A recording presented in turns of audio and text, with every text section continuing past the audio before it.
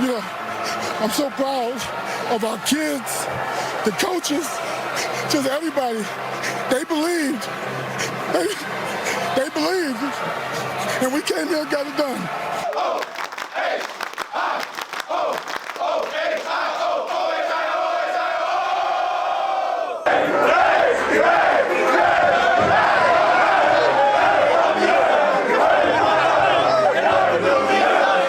Listen, what you can do with the power of belief and working together and just staying through it, through thick and thin. That's what we are. That's a team. We love football. We love football. We love football. We love football. We love football. We love football.